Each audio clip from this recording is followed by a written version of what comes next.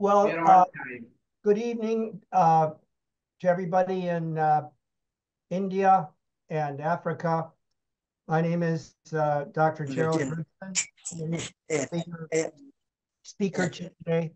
We're going to be discussing Moses Maimonides, one of the great Jewish philosophers and medical doctor who lived around the year 1200. And he's considered one of the great scholars in the history of Judaism, but he's also a scholar of religion and science and philosophy. And he influenced many philosophers, including Thomas Aquinas. Later in the class, we're going to discuss how Aquinas actually discussed some of the issues that he did, particularly around the existence of God. He lived from 1138 to 1204. He's the greatest Jewish philosopher in the medieval world, still widely read today. His book, the Mishnah Torah, was a compendium of Jewish law. You know, there's 613 Jewish laws. And he tried to make it, he tried to show that, it did show that the Jewish law was rational. So he was trying to reconcile faith and reason. But his masterpiece, his philosophical masterpiece, is called Guide of the Perplexed. It's a sustained treatment of Jewish thought and practice that seeks to resolve the conflict between religious knowledge and secular knowledge, which would be the science of his time. Remember, the science of his time was largely Neoplatonized Aristotelianism. This period of history is when the science was largely dominated by Aristotelian science. And this had taken root not just in Christianity and Judaism, but also in Islam. We've been talking about that last time, how Islam also was greatly influenced by Aristotelian, and a version of Aristotle, which was also influenced by Neoplatonism. So Maimonides had come originally from what today would be Spain, across North Africa, eventually made it to Egypt, to Cairo. In fact, he was famous there, both as a physician, not just to his Jewish population, but also to the Muslim community, which knew of his scholarship, both in medicine, philosophy, and religion. Succeeding generations of philosophers wrote extensive commentaries on his works, influencing thinkers as diverse as Aquinas, Spinoza, Leibniz, and Newton. So he was born to a distinguished family in Cordoba, Spain, 1138. At that time, Cordoba was under Muslim rule and stood as one of the great intellectual centers of the world. So his family was forced to leave Cordoba and traveled through southern Spain and arrived in Morocco in 1160. So he started out his work in philosophy by writing on logic, and then began this commentary on the Mishnah Torah, which he finished in 1168. So it is noteworthy for the emphasis placed upon the oral. Someone's taking, gentleman's coming in, okay. So this is interesting because he did not say that just the Bible was important, but that the oral Torah, I want to make that point. This is similar to Christianity and Catholicism, which says it isn't just the Bible, it's the tradition, the living tradition of the religion. So Maimonides, similar to what happened in the Catholic tradition, acknowledge that there's two sources of revelation, you might say. One is the Bible, and the other is the oral tradition of the community. So he arrives in Egypt in 1166. I actually had a chance to visit his house in Cairo in 2010 when I was co-director of a trip to Egypt, including a meeting with Muslim scholars at Al-Azhar University. So he's still his memory is still alive there in Egypt today after many centuries, 1,000 years. So the Mishnah Torah established himself as a Jewish thinker for the ages. And it tries to show that every part of Jewish law serves as a rational purpose, and nothing is given for the sake of mere obedience. Later in our discussion, Bob Graff might want to bring up the thing he pointed out to me, that there is actually an institute in Rome dedicated to Jewish-Christian relations, started by Pope John Paul II. As you know, Vatican II, one of our documents, has to do with the relationship of Christianity to Judaism. And so one of the efforts that Pope John Paul made was to try to help create a better relationship between Jews and Christians. There had been a history in Christianity of anti-Semitism and of denigration of the Jewish people, and that was in part corrected by Vatican II. At least he attempted to do that. So in book one of the book he wrote on the oral Torah,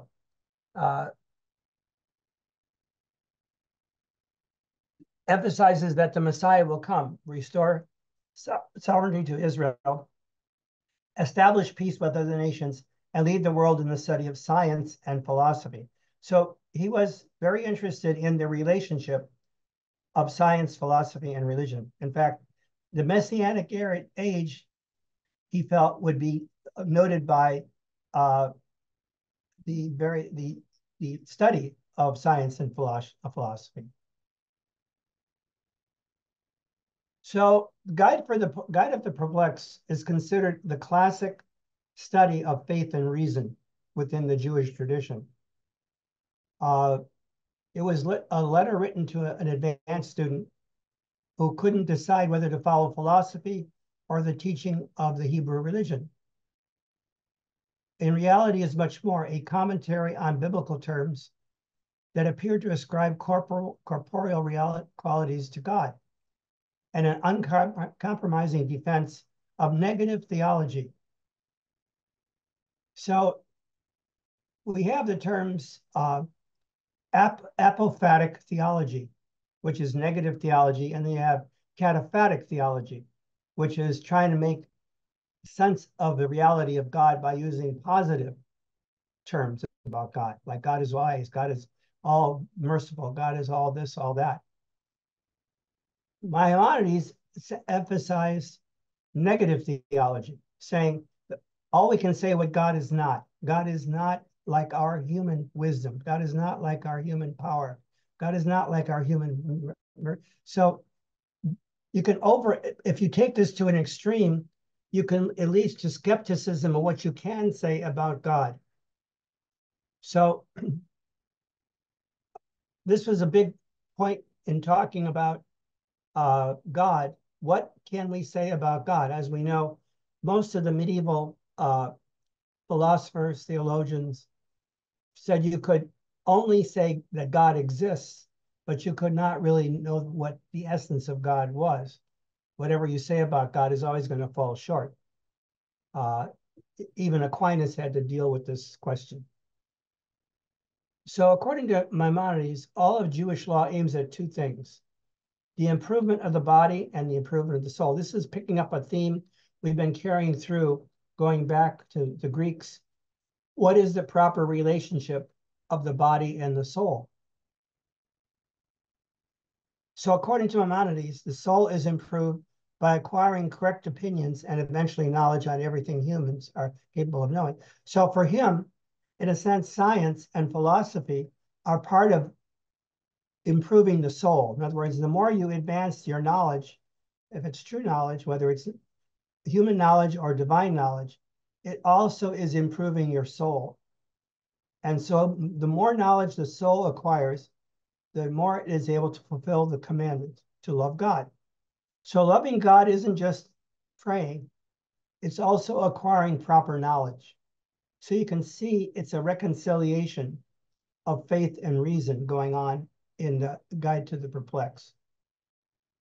The biggest stumbling block to love of God is the belief that the only way to remain true to the Bible is to interpret literally. This is a major point in Maimonides. He is not for literal interpretation of the Bible. So for him, the result of literal interpretation is a materialistic conception of God, which for Maimonides amounts to idolatry. So just to go over this again,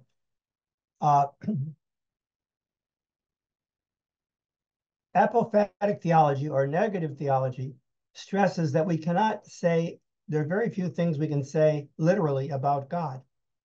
So you have to be very careful when you use language about God and make, so this is Maimonides' point, that if you take this to an extreme and talk about God in a very materialistic way, or in a literal way, maybe not material, but literal way, you tend towards idolatry. His critics, will see, felt this could lead to skepticism about knowledge of God. So Maimonides also had a treatise on resurrection. So this book was written in 1191. Now, his conception of the afterlife is purely intellectual. This follows with his more philosophical interpretation of Judaism. So he's suspicious of miracles. He defends himself by saying that the important issue is not whether and how resurrection will occur, but whether it is possible for it to occur.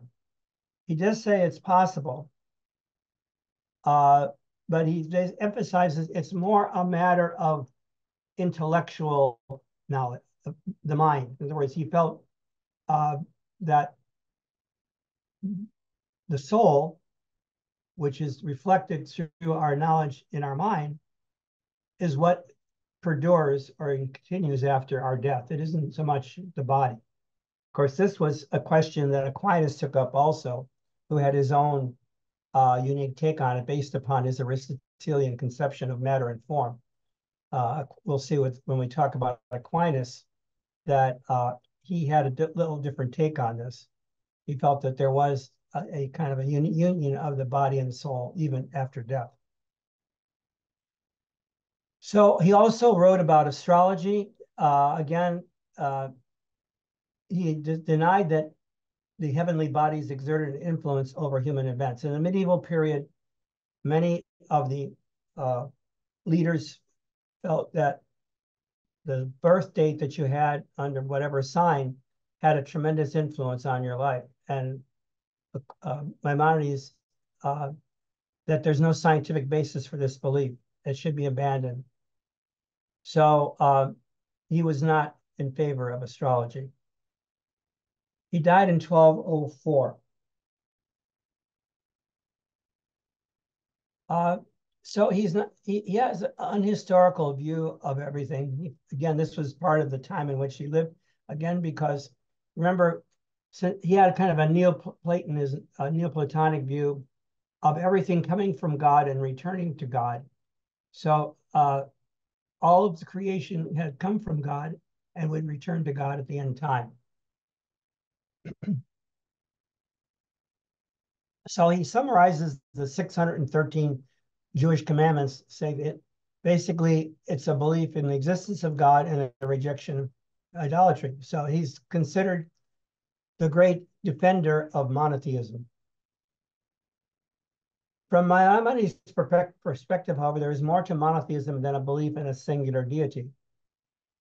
To satisfy the first two commandments, one must believe in a timeless, changeless, immaterial deity, who is, let somebody in here, who is one in every respect and unlike anything in the created order. This is very similar to the Islamic view called Tawheed, the oneness of God. So in this sense, Judaism and Islam, since they do not accept the divinity of Christ, are very similar. And actually, Maimonides was highly respected by his Islamic community in Cairo, where he lived. And in fact, he was the physician to one of the major leaders in the Islamic world. As you know, Jews lived peacefully. This is a sidebar. Lived peacefully in the Middle East until the establishment of the State of Israel, 1948, I think it is. And they had a historic presence in Cairo, of course, in Baghdad, in Iraq, and all throughout the Middle East. So the present conflict between the Jewish state and the Palestinians was not the case in the ancient and medieval world. Most of the conflict was usually with Christianity, rather than with Islam. The present conflict is of recent vintage. So, for Maimonides, to worship God.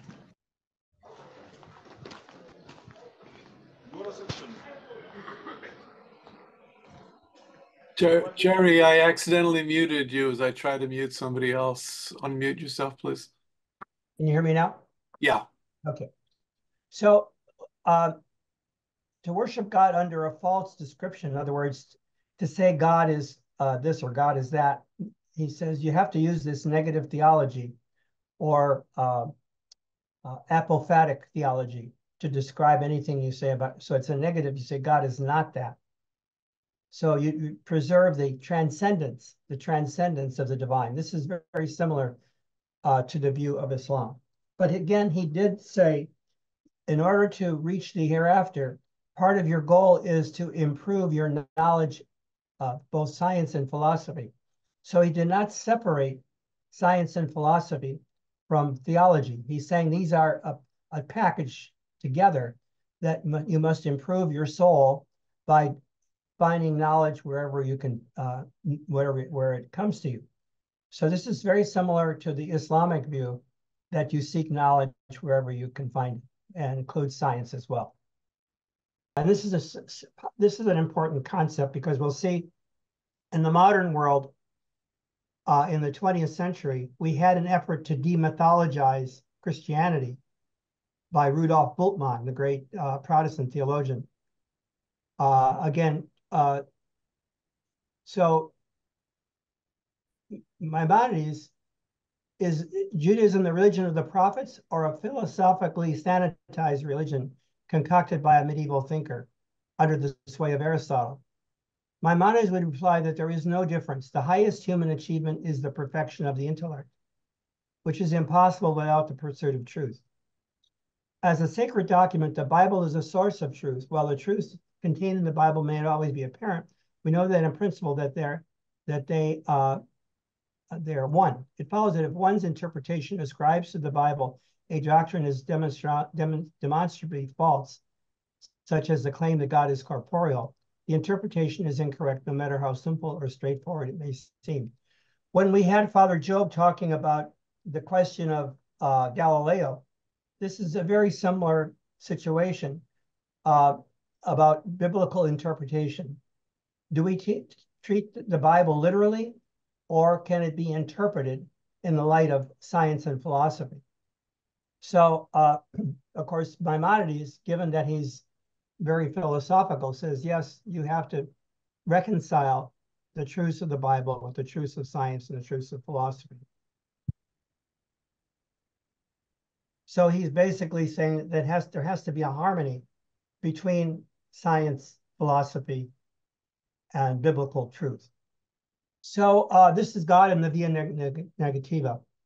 There can be no plurality of faculties, moral dispositions, or essential attributes in God. Even to say that God is all-knowing, all-powerful, and all-good is to introduce plurality. If one means thereby that these qualities are separate attributes, the same is true if we say God is composed of matter and form, genus and specific difference. All introduce plurality where none can be tolerated. So this is part of the unicity, the oneness of God. You can't separate things. So there can be no, Aristotelian philosophy said that basically everything can be a substance. but God is not a substance. God is pure being. So this is a philosophical question about there can be nothing, no plurality within God. God is completely one. So God cannot be subsumed under a wider concept as man is subsumed under animal. Like you say, human beings have qualities that are both similar to the animal kingdom, but also something above. So in the medieval period, they had the idea of three souls: the vegetative soul, the animal soul, and the human soul. So human beings, according to medieval thought, had this multiple level, but for God, there is no plurality. There's no composite. From an epistemological standpoint, a statement like God is powerful is objectionable insofar as it applies that we have insight into the essence of God. The advantage of the negative formulation is that it implies nothing of the sort. To say that God does not lack power or possess it in a way comparable to other things is to say that God's power is beyond our comprehension. Thus, most of the terms we use to describe God are completely equivocal, as between God and us. There is then no reason to think that every time we praise God, we are identifying separate parts of the divine persona and comparing it to something else. So Maimonides says God is neither this nor that. So this can lead to skepticism about whether we can say anything about God. The purpose of theological discourse is heuristic, to conduct the mind toward the utmost reach that man may attain in the apprehension of the divine. So for Maimonides, then part of the work of philosophy is to purify the mind so that we don't identify God with any particular plurality. Of course, this can lead to skepticism of whether what you know anything about God. Now, this is another point. Again, part of the discussion in the medieval period was what is the nature of creation? Comparing the biblical account along with philosophical. So throughout the Guide to the Perplexed, Maimonides considers four accounts of creation: that of philosophy or Kalam, Moses, Plato, and Aristotle. He rejects the philosophical account and then says you cannot demonstrate that the universe must be created. Like Thomas Aquinas, Maimonides believes it is impossible to show by logical considerations alone either that the universe was created or that it is eternal. Though Maimonides says he believes in creation, he says it's only because of the biblical account that tips the scales in the direction of creation. So there's four different possibilities. According to Moses, the world was created from nothing. Or we have the term ex nihilo in Latin. For Plato, the world was created de novo from a pre-existing material substrate. And for Aristotle, the world was eternal. He did not, this is part of the issue that Jews, Christians, and Muslims faced as they worked with Aristotle. He did not accept creation from nothing. He felt it was eternal. The historical Aristotle did argue that the world is eternal and that what is eternal is necessary. So you can see if something is necessary, then God does not have any control over it. It's there from all time. And it really gets outside the domain of the divine. So that was unacceptable to the monotheistic religions.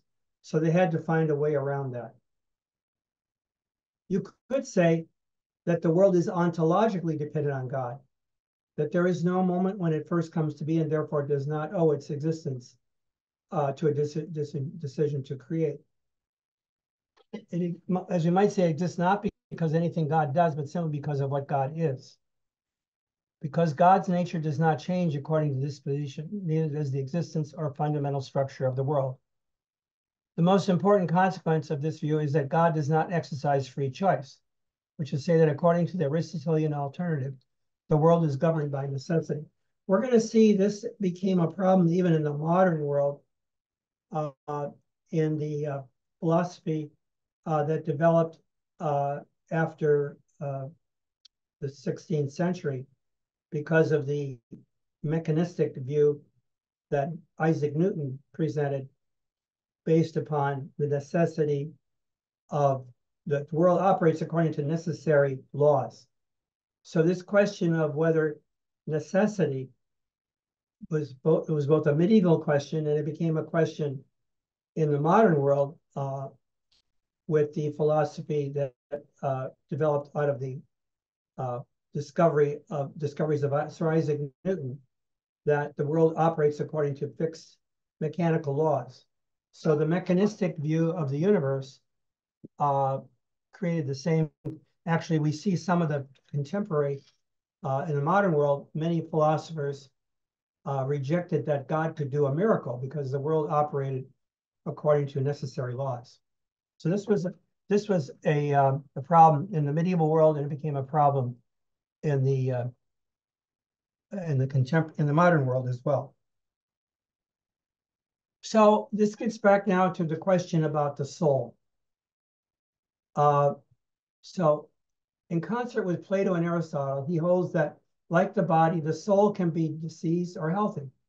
Just as those with sick bodies seek a physician, those with sick souls need to seek, for him, he said, wise rulers, or someone who's a physician of the soul. Major portions of his work attempt to show that Jewish law is based upon a thorough understanding of the soul and the conditions needed for its perfection. Now, he draws upon Aristotelian concepts here of, which is in Aristotle's Ethics, that virtues are states of the soul and settled dispositions in the mean between two bad states, between two extremes, one excessive, other deficient.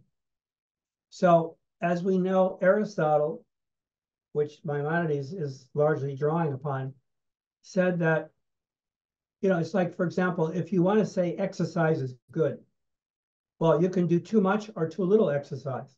Too little would be deficient state of the soul.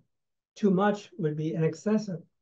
If you do 15 minutes, half an hour, maybe up to an hour would be sufficient. But if you do 3 hours, maybe that's excessive.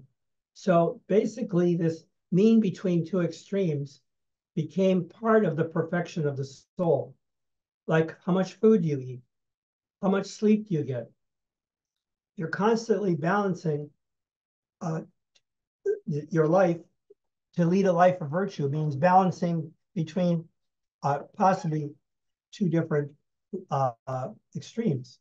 One is not enough and one is too much. So this is very Aristotelian in its background about virtue. But it's important for the idea of how do you develop your soul. So it isn't just intellectual knowledge, but also balancing the life that you live, to live a life of virtue. So like Aristotle, the variations from one person to another, and so you have to overshoot the mean for therapeutic reasons. For example, if you're overweight, maybe you need to diet, you need to eat less. So he says, a virtue is a habit that can only develop by practice. A wise person will therefore prescribe action and moral habits that must be practiced until they are no longer burdensome, part of a person's character. So if a person has good habits, they'll become habitual. Someone that goes the opposite direction, of course, leads to disease. So this balancing, leading to equilibrium, was part of his view of virtue, and is very much in line with Aristotle. So we can see how Aristotelian thought was integrated into the religious practice of the time. Again, with our theme of science and religion, they did not have a problem integrating Aristotelian insights into their way of life. As we know, Maimonides was the greatest thinker in the Jewish tradition of the Middle Ages. In fact, he continues today to be one of the great thinkers in the history of Judaism.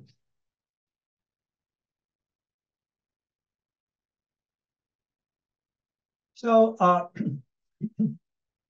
he says that there are some cases where the analogy between body and soul break down.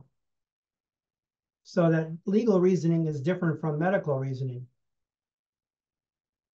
That is why the law is not dependent on time and place, but it establishes a standard that is absolute and universal.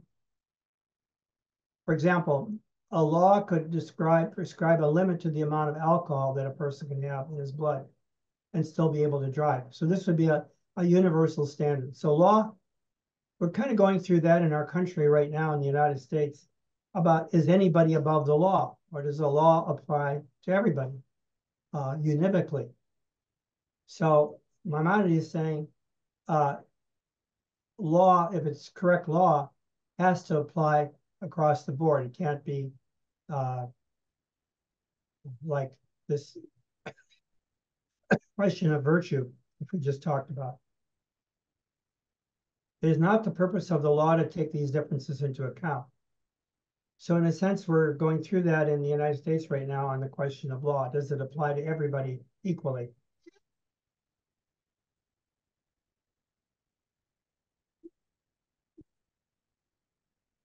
So this is on the question of physics and metaphysics.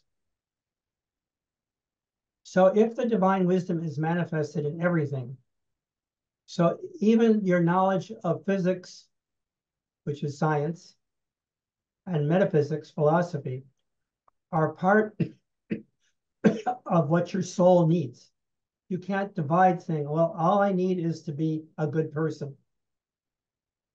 For Maimonides, feeding the soul with correct knowledge is part of your job as a human being. So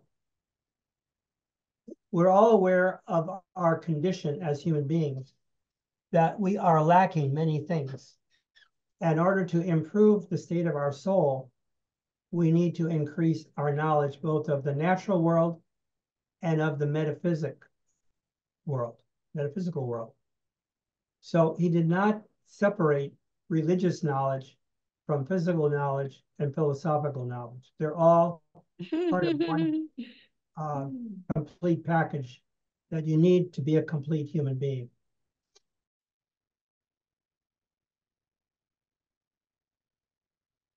So most of Maimonides had some critics.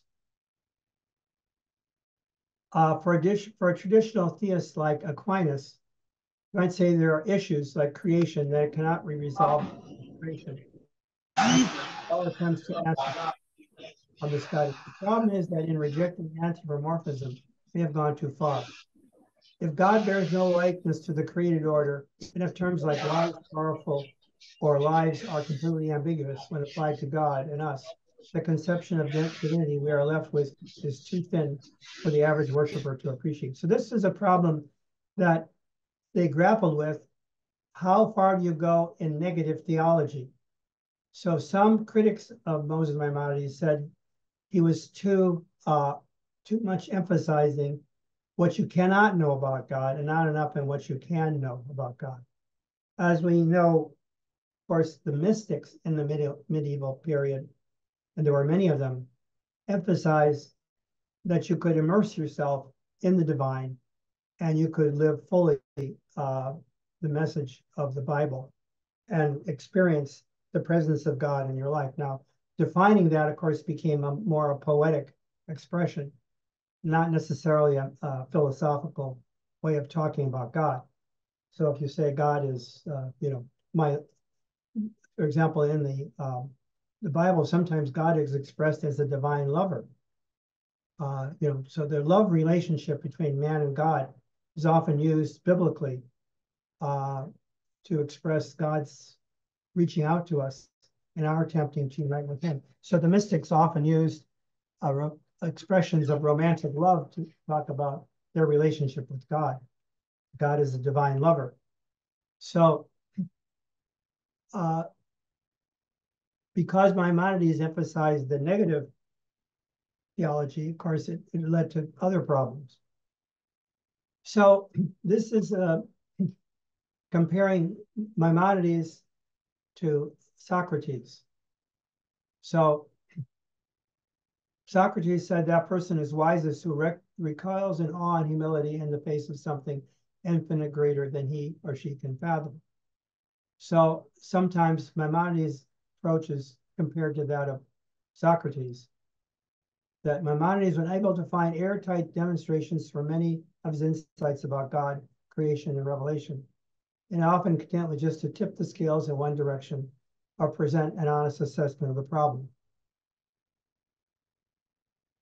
So the guide was written for those who were having this kind of problem. They realized that you could not accurately come up with a clear description of what God is. All you could say is God is. But beyond that, everything becomes difficult to express. So this is now the question of Aquinas' relationship to Moses Maimonides. So I found this in doing some research on Aquinas and Moses Maimonides. I found that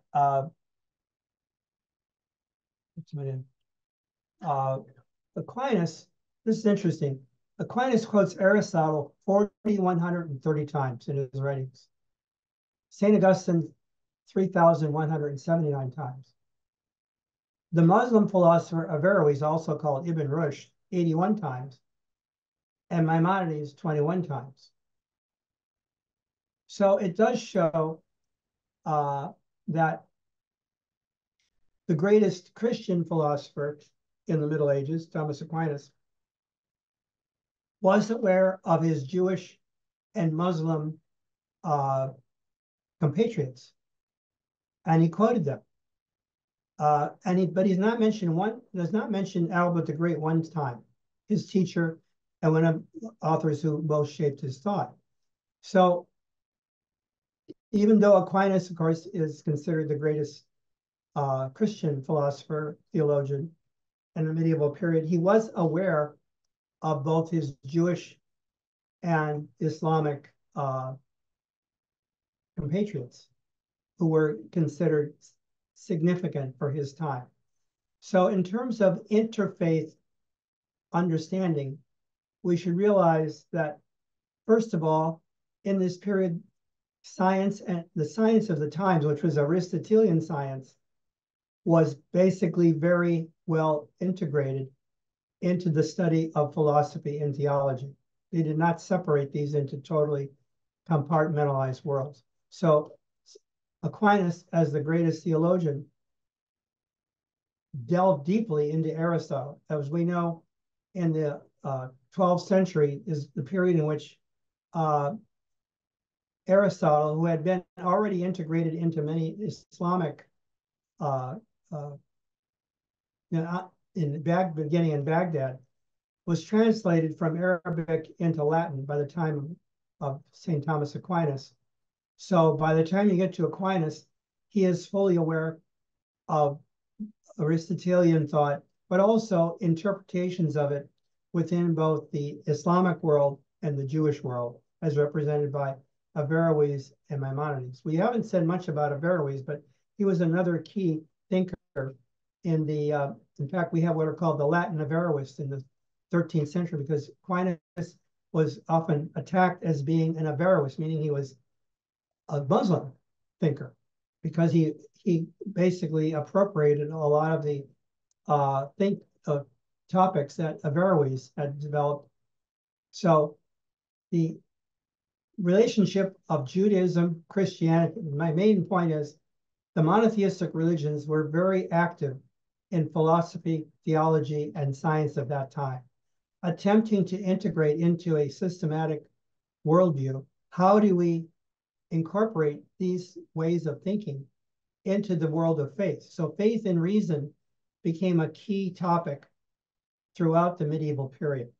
And they basically worked very hard to harmonize and to reconcile the questions like questions on the eternity of the world, the nature of the body and soul, and so on. All these were questions that arose over time, but were central to the medieval period that we're talking about. So I'd like to lead towards the end of our talk that this question of the dialogue between religion, the interface, understanding of the role of faith and reason came back into view again in the modern world, particularly during the pontificate of Pope Benedict. When Pope Benedict was Pope, he came out with a document that seemed to question the role of faith and reason in Christianity, at least to say that Christianity, particularly Catholicism, tried to harmonize faith and reason, but he quoted from a medieval thinker in the Orthodox tradition, stating that this was lacking in Islam, this reconciliation of faith and reason. And this led to this document called the Common Word of 2010, which was an interfaith document created initially by many Muslim theologians and Muslim thinkers to show that there was a unity of thought within the world's religions about love of God and love of neighbor. So this document, if you go online and look up a common word, it was signed by numerous Muslim and Christian theologians, religious leaders around the world to show that you can harmonize the understanding of both love of God and love of neighbor as central tenets of the monotheistic religions. I think there were many Jewish scholars also who signed this document. So it's a famous document which you can find online if you just look up a common word, interfaith document, you'll find it. And it takes us forward from the medieval world into the contemporary world, where there's been an attempt to show that the monotheistic religions do have much more in common than they have apart. So this continues, of course, today. The struggle we see in the Middle East, some of the conflicts going on, are not so much religious conflicts as political conflicts. As I said, Maimonides was recognized both by the Jewish world and the Muslim world of that time, and by Thomas Aquinas as a pioneering thinker that was worthy of study. And so maybe we'll see if we have any questions, comments. Bob Graff led me to, I don't know, Bob, if you can bring up that document on the Pope John Paul Jewish Christian Institute in Rome. Are you there, Bob? Yes, I'll try to find it and share it. Yeah. So there has been an attempt after Vatican II to create more, as many of you know, because of World War II and the Holocaust. There's been a lot of interest in Judaism about the role of the Catholic Church in combating anti-Semitism. So we've had a revival of anti-Semitism of course, in contemporary times. It's a huge problem today because of the war going on in Gaza. And some Jewish scholars have studied, did the Catholic Church really try to stop the Holocaust?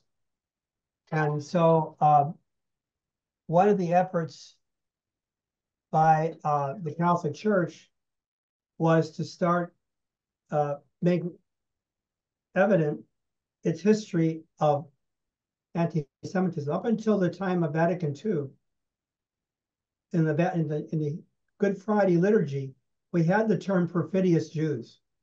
That was taken out then at Vatican II because it was seen as an attack against the Jewish religion. So Christianity has had, unfortunately, a role in the history of anti-Semitism down through time.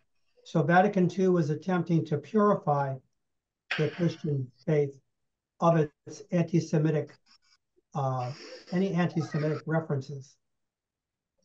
So this was a important step. And during the pontificate of, I believe, Pope John Paul, he was one of the popes who did the most to try to reconcile some of these issues between Judaism and Christianity. So there's an institute in Rome which is dedicated just to the relationship of Judaism and Christianity.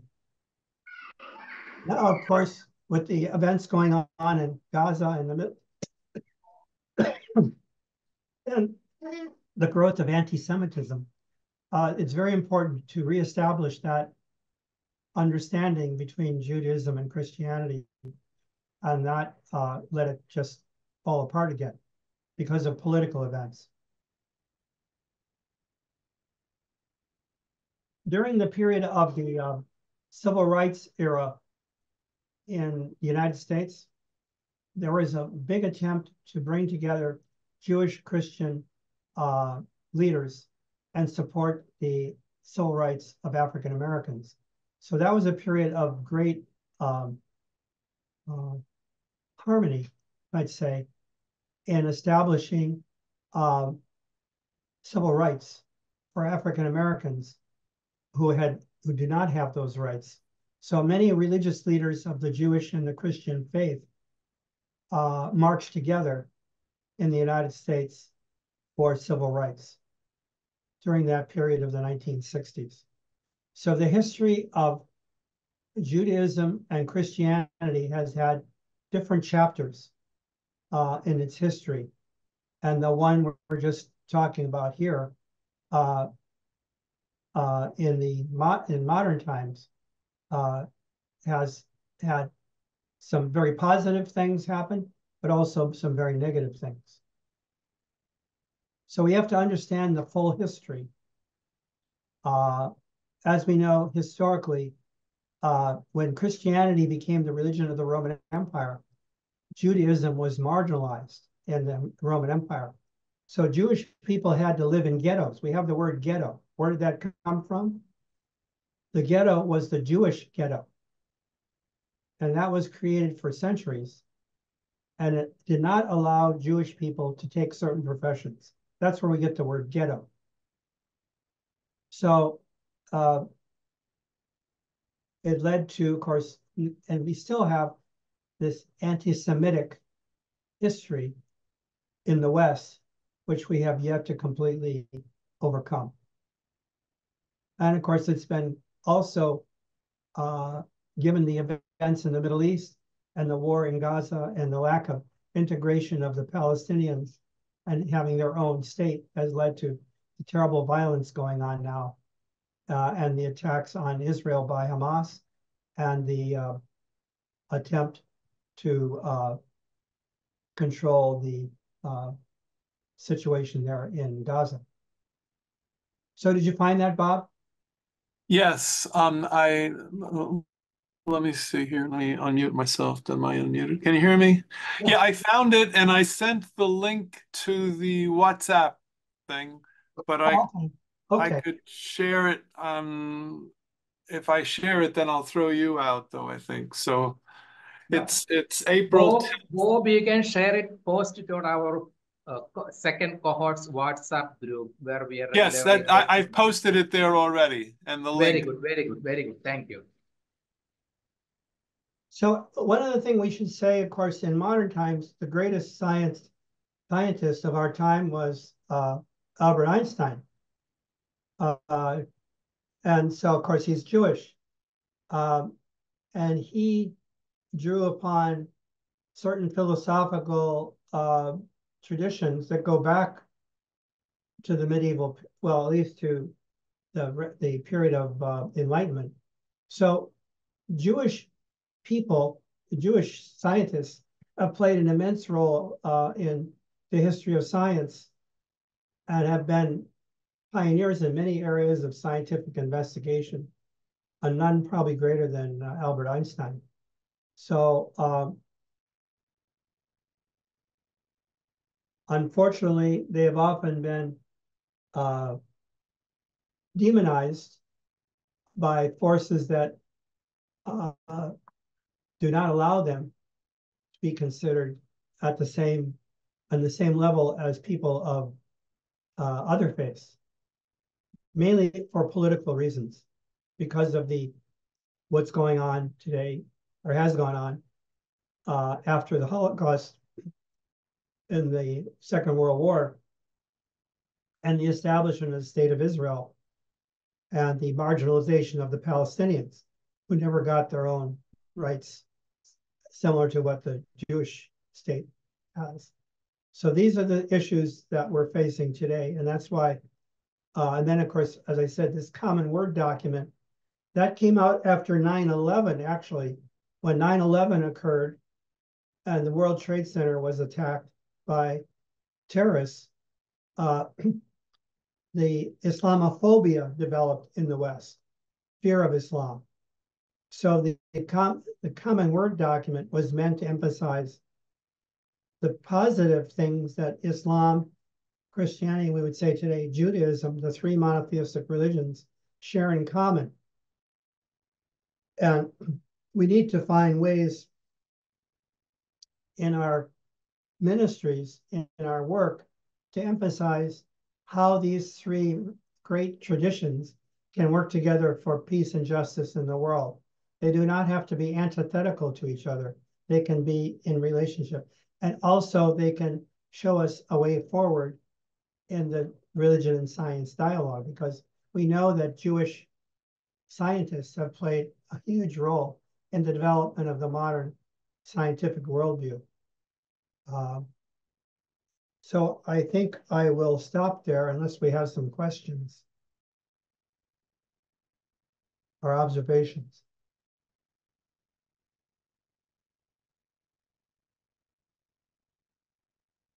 Do you have any comments, Father Augustine? Jerry, can you take up the first question in the chat box from Christopher? I'm sorry, I can't hear you. What did you say? Can you pick up that question in the chat box? Okay, just a second. Let me close off the slides. I'll go to the chat box. Okay. Okay, here's a question. How did Maimonides aim to reconcile Judaism with the rationalistic philosophy of Aristotle? What was his belief regarding the harmonization of reason and revelation? Well, as Maimonides pretty much accepted the Aristotelian ideas, and he harmonized this with the idea that philosophical knowledge, which was basically Aristotle at that time, was necessary for the improvement of the soul. So he did have a sense of that Aristotle's understanding of, one way he did this by saying, even though Aristotle, for example, let's take on creation. Aristotle did not accept creation from nothing. He felt that the world was eternal. So Maimonides said, well, yes, this is a question of double truth. Maybe I should bring this out. This was a big conflict in the medieval period, which some philosophers and theologians said there's a double truth theory. Something could be true in philosophy, but not true in theology. So Maimonides said, yes, just by reason, you cannot prove that the world was created from nothing. But revelation, meaning the Bible, does lead us in that direction. So from viewpoint of faith, it is true that the creation of the world was by God, but it can't be proven by reason or science. So, of course, we know a lot more about creation now scientifically than they did in the medieval period, because in the medieval period, they were working off Aristotelian scientific understanding of the double-decker. The cosmology was based upon Ptolemy's understanding of the universe, which was very deficient compared to what we know today. But so they had this kind of double truth theory, which was which Averroes, the famous Muslim philosopher, held that you could have, and to some extent Maimonides agreed with this, that you cannot prove the creation of the world from nothing, from philosophy or science.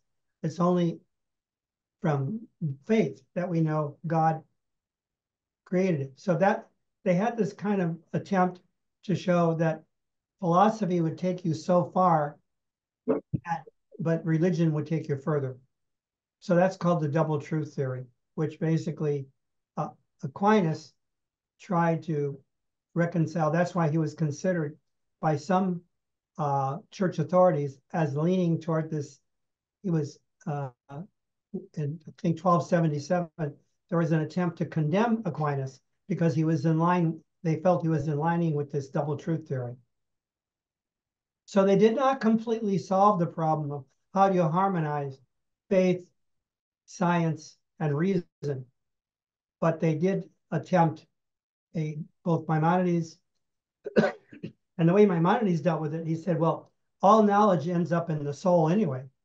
So, you know, your soul has to reconcile these different kinds of knowledge.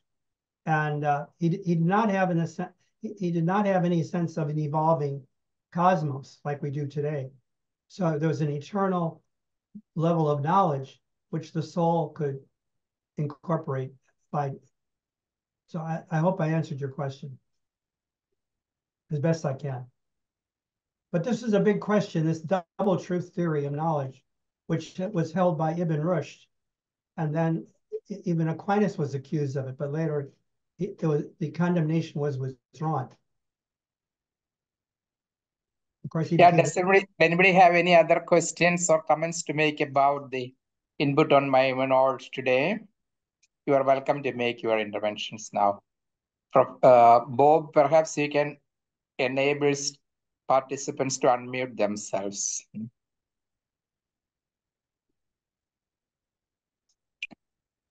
I believe everybody can unmute themselves if they would like. Very good. Professor Jerry, I wish to comment upon 2 points you brought out today. Anyway, thank you for that wonderful presentation. This is very novel. And in fact, this author is not much discussed in science religion dark circles. Of course, given his contributions, I believe he receives greater recognition is due to him. And many things, I did not know that Thomas Aquinas had cited him 21 times. That is wonderful. Yeah. And much of his ideas are very much Aristotelian, but still they are very relevant today. For instance, the idea of resurrection that you introduced of Maimonides. See, as a naturalist and given the philosophy and science of his time, he could not present scientific or logically tenable arguments for belief in resurrection. Right. But he held personally to his belief in resurrection. That is fine. But I think as a result of the developments in modern physics, where matter itself is considered as a great mystery today, where even consciousness is considered, where matter itself is conceived as originating from being carved out of consciousness. I think today we have better rationalistic and scientific framework for appropriating the mystery of resurrection. This we will do in our course on physics and its religious theological implications, which will be the second course from now. This course will be followed by No. I think immediately we are following up with physics and then cosmology. In that you will be introduced, friends, you will be introduced to one important work by John Barrow and Frank Tipler, The Physics of Immortality. That is 50% physics and 50% philosophical, theological speculation, I must admit. However, there we have much more credible, rational explanation for faith in resurrection based on the mysteries of matter as revealed by modern day quantum physics and developments in relativity, chaos theory, and so on. These authors are giving for the scientific credibility or plausibility, at least, of the Christian doctrine of the resurrection of the bodies. The basic point is that matter will be glorified. Matter is not ultimately destined to doom. So I am not going to explain all these points at the moment. Various scholars whom we will be inviting for our course on developments in physics and cosmology, they will be dealing with this course.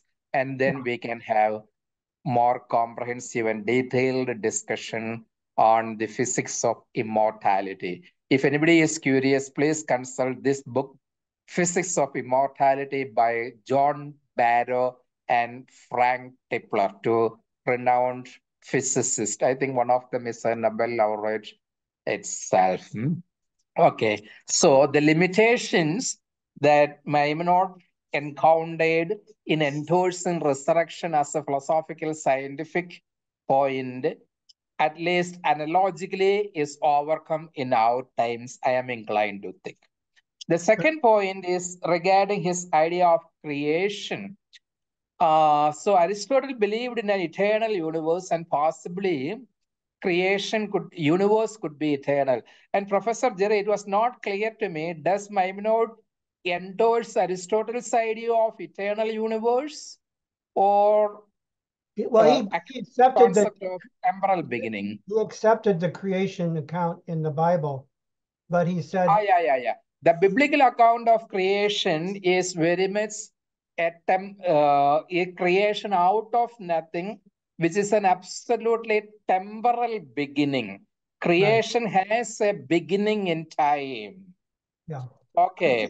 I think he accepted the ontological dependency of creation upon God, but not necessarily creation. Yeah. This is that is very much the point that I also wanted to make. Yeah. Now, you know, friends, when we deal with cosmology and Big Bang theory, you will know there are different interpretations of the Big Bang theory, whereby with the discovery of the Higgs boson or the God particle, which itself originates from the Higgs field, which is said to have existed even before Big Bang.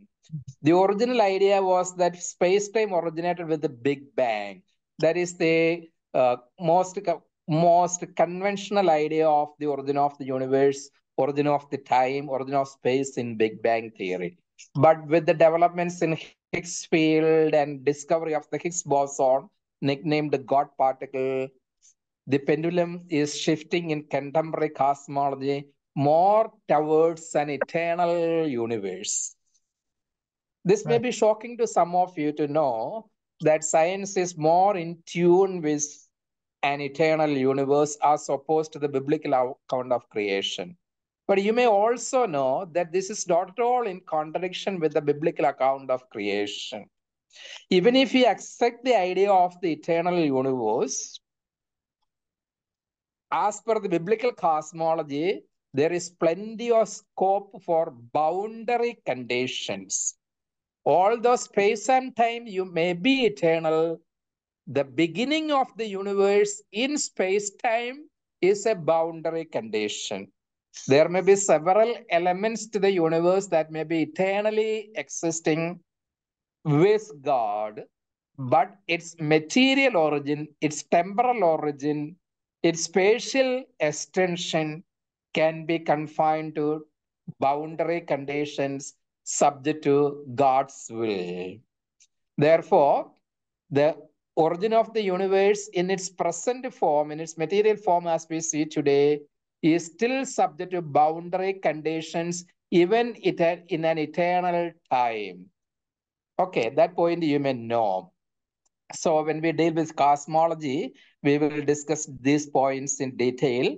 In cosmology, there is altogether a long debate or hot debate on whether the universe has a temporal beginning in time or is it eternal.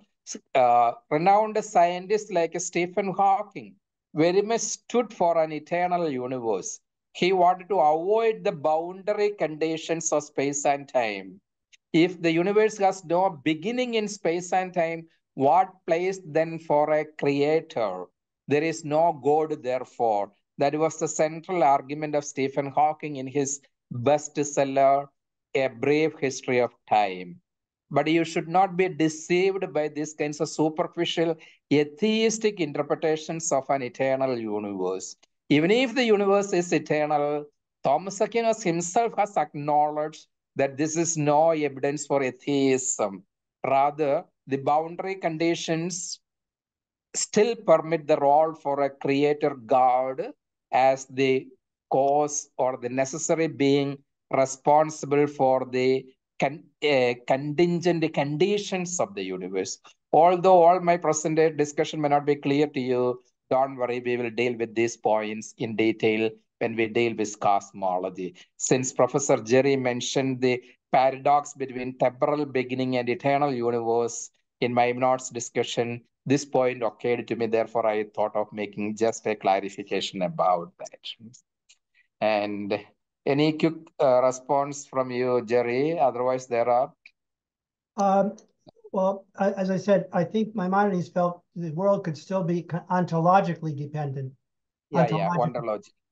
So you can have eternal creation, but still be ontologically dependent upon God. So yeah, that is precisely the point I wanted to clarify. Yeah. The ontological dependence on God in several respects is still tenable in an eternal idea of the universe. Right. Okay, from Wycliffe Musing, there is a question, Professor. We nominally use Maimonides' quotes which say, give a man fish and you feed him for a day. Teach a man to fish and you feed him for lifetime. Is this quote attributed to Maimonides Wycliffe? I am not sure.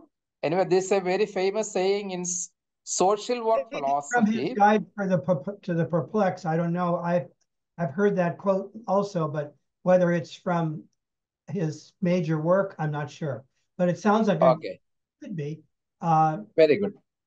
Yeah. Very well, fine. Anyway, that is a principle advocated in the philosophy of social work, basically.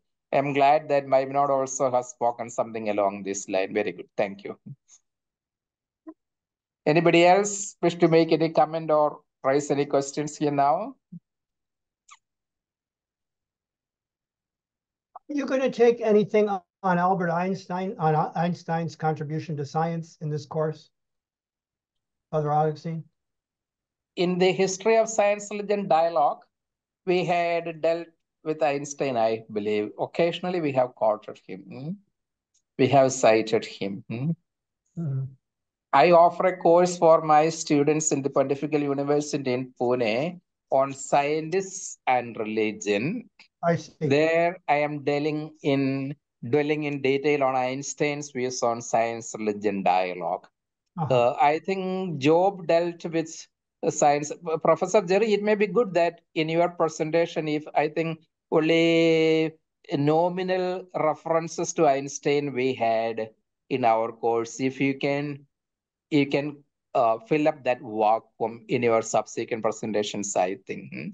Einstein deserves a detailed discussion, I think. Okay. Well, maybe who's going to do, maybe I can do something on the conflict between body and soul.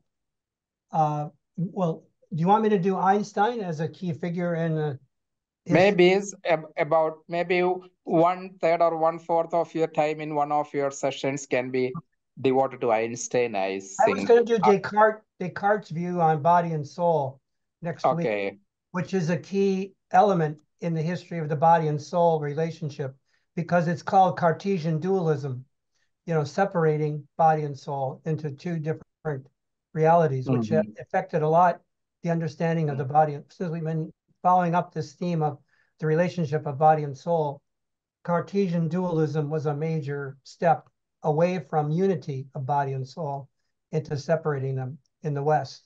So okay, very good. I was going to take that next week on, and I have some material on that in the Science and Religion book that I did, that I think you copied. But the last chapter has some material in there on Descartes.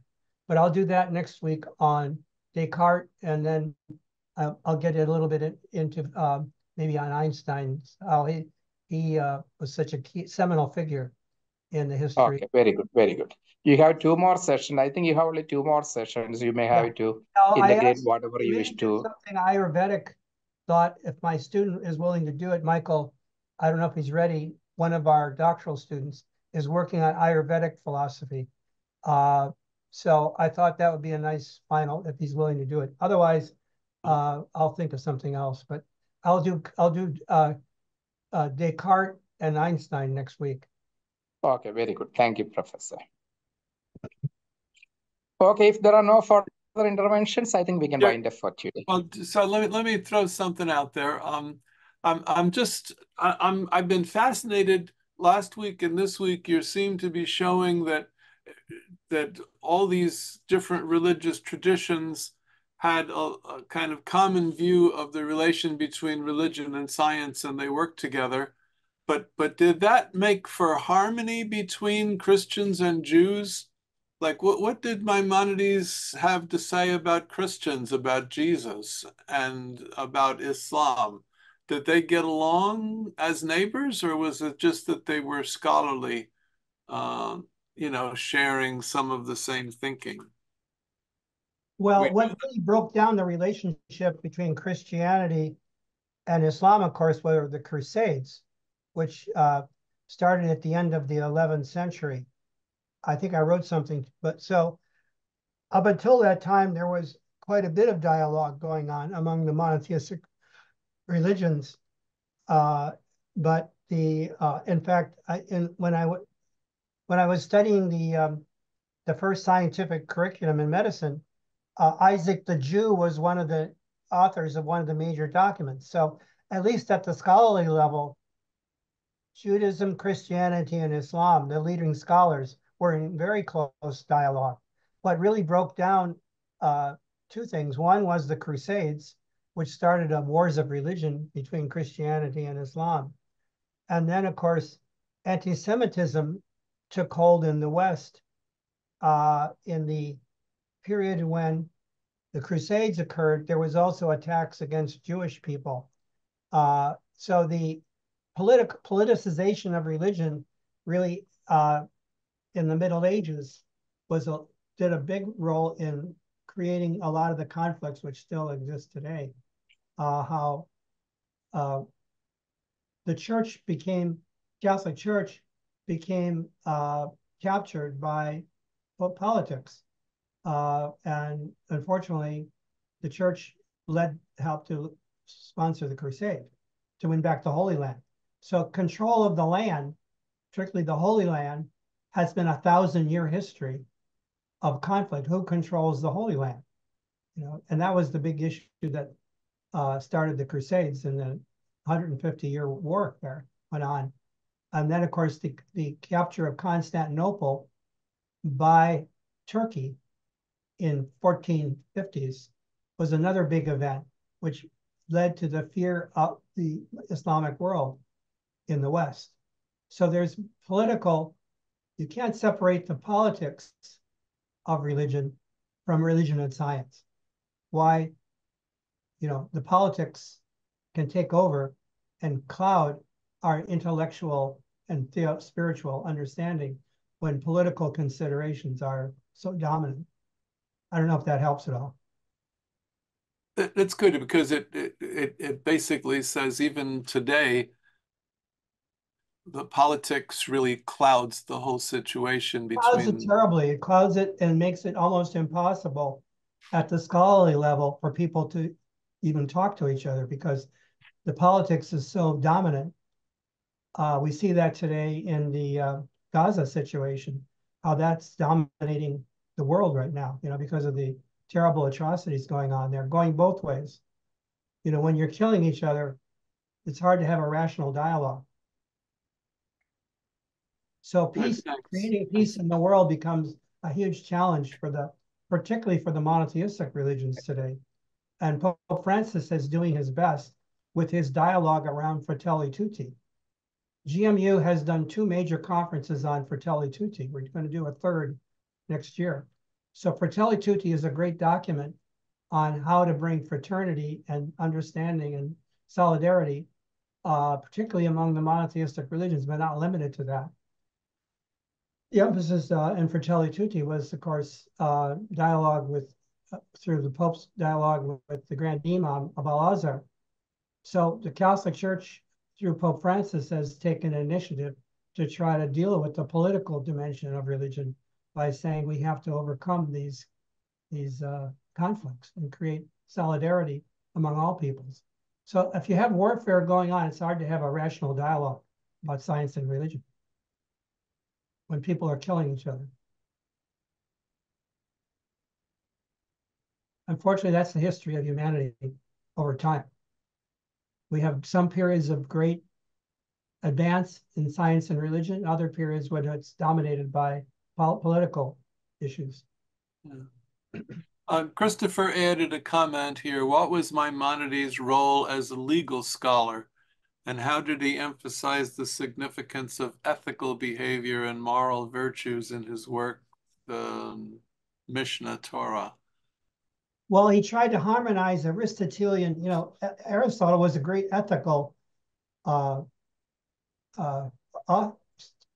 he wrote extensively on ethics.